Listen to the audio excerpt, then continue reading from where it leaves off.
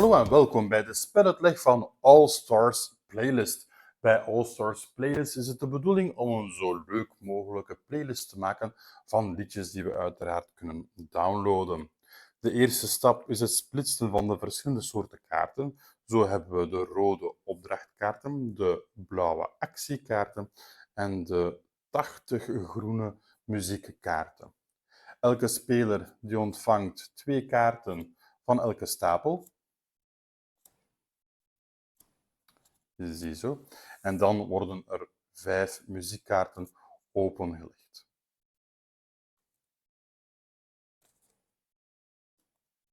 Hier gaan we nog een beetje opschuiven.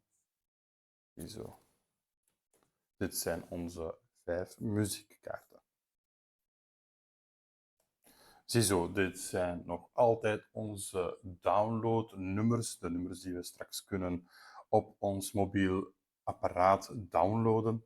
En hier onderaan is mijn hand van 6 verschillende kaarten. Zoals je ziet, 3 verschillende soorten. Eerst en vooral hebben we onze muziekkaarten. Dit zijn dezelfde als in de downloadlijst, of van hetzelfde genre beter gezegd. Daarbij zien we bovenaan het genre van muziek dat het liedje is, de punten, de titel en de zanger of de artiest. En dan zien we hier onderaan verschillende icoontjes. De waarde die in het sterretje staat, dat is het aantal punten dat het liedje waard is als het in jouw downloadlijst terechtkomt.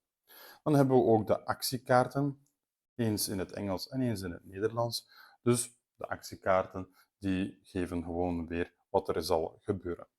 Dan hebben we ook nog de opdrachtkaarten, de assignment cards. Hier bovenaan zien we hoeveel punten de opdrachtkaarten waard zijn en hier het criterium aan welke moet voldoen. Dus bijvoorbeeld wil ik deze opdrachtkaart scoren, dan moet ik 8 popkaarten in mijn downloadlist hebben.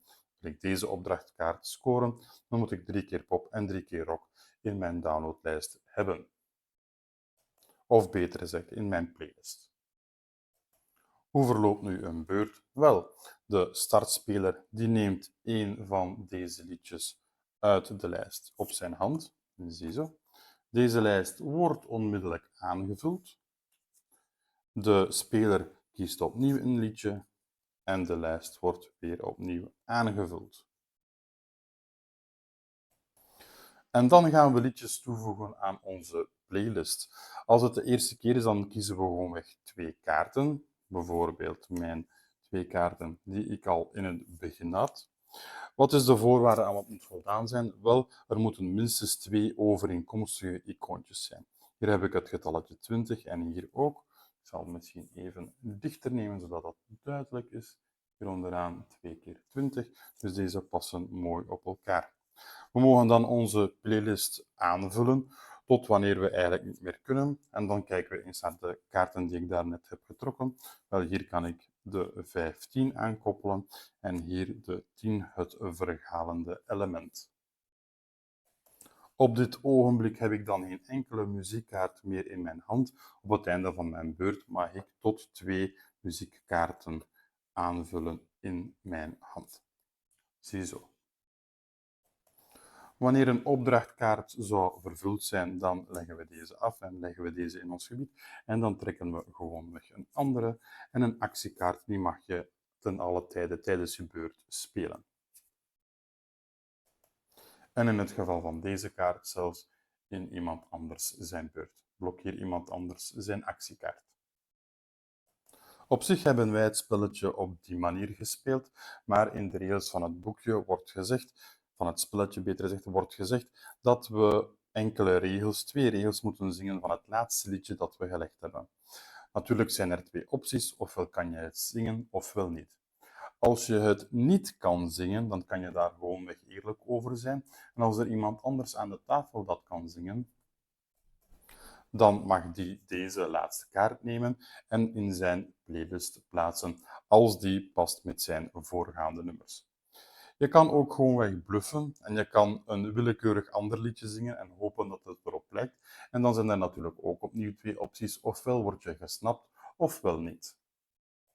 Als je wordt gesnapt door iemand, dan mag deze opnieuw de laatste kaart nemen en, indien die past, in zijn playlist plaatsen. Als je het liedje correct zingt en er zegt iemand dat dat niet het correcte liedje is, dan moet die persoon de laatste kaart van zijn playlist op de aflegstapel leggen. Het spel eindigt of de endgame gaat in wanneer iemand 15 muziekkaarten in zijn playlist kan plaatsen. Dan mag iedereen nog eens tot aan de eerste speler, zodat iedereen hetzelfde aantal beurten heeft. En dan is het tijd om de verschillende punten te tellen. Eerst en vooral, ben je erin geslaagd om 15 muziekkaarten in je playlist te plaatsen, dan krijg je sowieso al 1 bonuspunt. Dan tellen we de punten op van elke kaart in de playlist. Dan krijg je bonuspunten wanneer je hetzelfde genre zou gelegd hebben. Als je bijvoorbeeld 3 liedjes van één genre hebt gelegd, dan krijg je 1 bonuspunt. Leg je 4 liedjes van één genre, krijg je er 2, 5, 3 enzovoort enzoverder.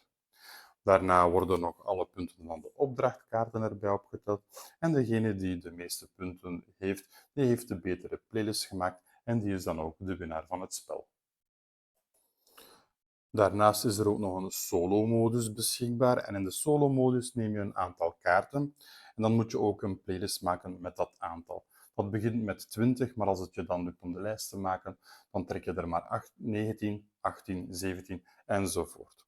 Als je dan kaarten naast elkaar plaatst en ze zijn van hetzelfde genre, moet er maar 1 icoontje hetzelfde zijn, maar ga je over naar een ander genre, dan moeten er minstens 2 icoontjes hetzelfde zijn. Zo ga je door tot wanneer je geen nummer meer kunt plaatsen en dan worden opnieuw de punten opgeteld.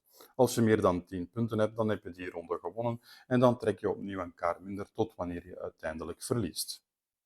Ziezo, dit was onze speluitleg van All Stars Playlist. Als je graag deze soort content ziet, vergeet dan niet om deze video te liken of om je te abonneren op ons kanaal. Lees binnenkort ook de geschreven review op www.spellendreef.be. Bedankt om te kijken.